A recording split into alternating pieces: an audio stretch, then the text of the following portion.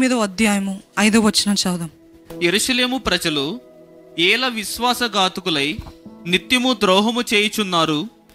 వారు మోసమును ఆశ్రయము చేసుకొని తిరిగి రామని ఏల చెప్పుచున్నారు. చూసాం కదండి, మోసమును ఆశ్రయం చేసుకున్నారంట. మోసమును ఆశ్రయం మనం పాడుతుంటాం కదా, దేవుడే నాకు ఆశ్రయము, దేవుడే నా ఆశ్రయ దుర్గము అని. కానీ ఇక్కడ చూసినట్లయితే ఇస్రాయల్ అంటే ఆ బ్యాక్ స్లైడ్, ఇక్కడ ఇస్రాయల్ కాదండి. ఒకవేళ మీరే ఆ బ్యాక్ స్లైడింగ్ పొజిషన్లో, ఆ సిచ్యువేషన్లో ఉంటే చెప్పుకోండి, మీ పేరు చెప్పుకోండి. మోసని ఆశ్రయిస్తున్నాం అంటే మోసని ఎలాగ ఆశ్రయిస్తామని? How do we make a deceit a refuge అని అనుకుంటున్నారేమో.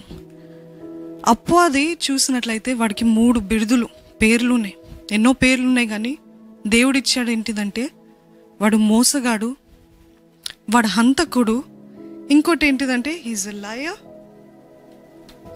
హీజ్ అ మోసగాడు, అబద్ధాలు చేస్తాడు, అండ్ నరహంతకుడు అంటే he kills, he's a murderer. అపవాది ఎప్పుడు మనల్ని మోసం చేయాలని ఆలోచిస్తూ ఉంటాడు. ఏ విషయంలో మోసం చేయాలని ఆశపడతాడంటే, మనము దేవునికి దూరంగా వెళ్ళినా పర్వాలేదులే, మనము దేవునికి దూరంగా జీవించినా will be just fine, will be just all right. దేవునికి దూరంగా వెళ్ళినా క్షేమంగానే ఉంటుంది. మొదటగానే చూస్తాం కదా, ఆదాము అవ్వ దగ్గరికి వెళ్ళినప్పుడు మొదటిగా వచ్చేది ప్రశ్నతో వస్తాడు, మోసంతో వస్తాడు. మోసాన్ని నమ్మింపజేస్తాడు వాళ్ళని. దాని ద్వారా అధికారం తీసుకుంటాడు ఈ లోకం పైన. అది తీసుకున్న తర్వాత ఈరోజు మనల్ని ఎలాగ మోసం చేస్తున్నాడంటే, నిన్ను ఎవరు ప్రేమించట్లేదులే, నిన్ను ఎవరు పట్టించుకోవట్లేదులే, నువ్వెంత చేసినా దేవుని కోసం వ్యర్థమేలే, నువ్వు ఇంతగా దేవుని కోసము పరిశుద్ధంగా జీవించాలనుకుంటున్నావు కదా, ఇట్ డజంట్ మ్యాటర్ అని ఇటువంటి అబద్ధాలు చెప్తున్నాడేమో. మీకు అటువంటి అబద్ధాలు వినిపిస్తున్నాయా? మీరు అనుకుంటున్నారేమో ఇది నా మనసు అని.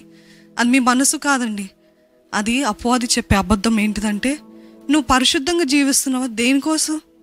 నువ్వు ఏది అనుకున్నా అది జరగట్లేదు, ఎక్కడ చూసినా ఫెయిలియరే, ఎక్కడ చూసినా అన్సక్సెస్సే, మరి ఎందుకు పరిశుద్ధంగా జీవిస్తున్నావు? ఇటువంటి మోసాలు, ఇటువంటి అబద్ధాలు మన చెవులో వేస్తూ ఉంటాడంట అబద్ధాలు. కానీ వేస్తాడు కరెక్టే, కానీ దాన్ని మీరు ఆశ్రయిస్తున్నారా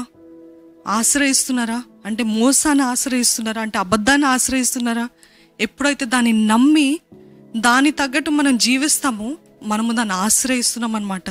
దేవుని వాక్యం అలాగే చెప్తుంది.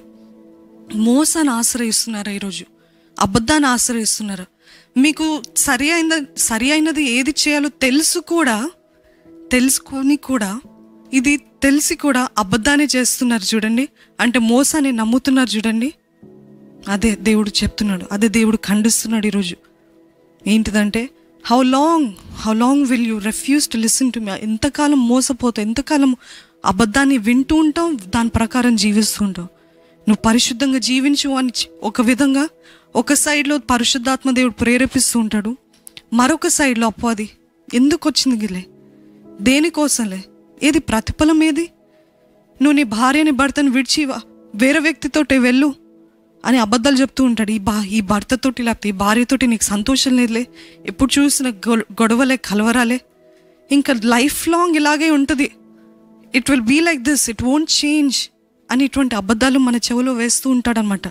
ఏ విషయమైనా మీ జీవితంలో ఇప్పుడు నేను చెప్తుండగానే పరిశుద్ధాత్మ దేవుడు మీకు బయలుపరుస్తాడు. ఏంటిదంటే, ఏ విషయంలో వాడు అబద్ధాలను నమ్ముతున్నావు, ఏ విషయంలో వాడు అబద్ధాలని, వాడు చేసే మోసాన్ని మీరు ఆశ్రయిస్తున్నారు. Don't believe the lies of the devil. అపవాది చెప్పే మోసాన్ని నమ్మకండి, అబద్ధాన్ని నమ్మకండి. దేవుడు చెప్తున్నాడు, వాడిని ఆశ్రయించద్దు, మోసాన్ని ఆశ్రయించద్దు, నన్ను నమ్ము, లివ్ బై ద ట్రూత్. గతంలో చెప్పాను కదండి, గత కొన్ని వారాలు, the truth will set you free. సత్యమే మిమ్మల్ని స్వతంత్రులుగా చేస్తుంది, సత్యమే మిమ్మల్ని విడిపిస్తుంది.